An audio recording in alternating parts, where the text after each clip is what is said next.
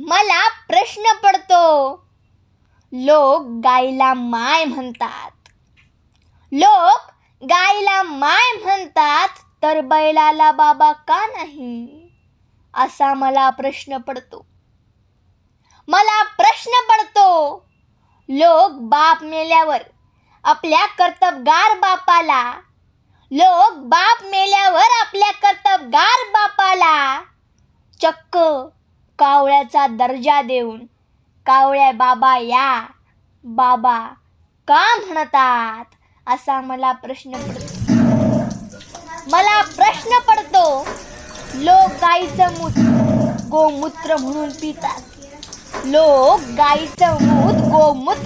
पितात तर गाईचं शेण शेणामृत म्हणून का खात नाही असा प्रश्न मला पडतो लोक म्हणतात गाईचे दूध पिल्याने मुलं सुदृढ होतात तर मंदिरातील दगडावर दूध टाकल्याने काय होते असा प्रश्न मला पडतो बायका तोकड्या कपड्यातल्या व्यक्तीला बघताच नाक तोंड मुरडतात तर घरात उघड्या नंग्या बंब फोटो पुढे नतमस्तक होऊन स्वामी स्वामी का म्हणतात असा मला प्रश्न पडतो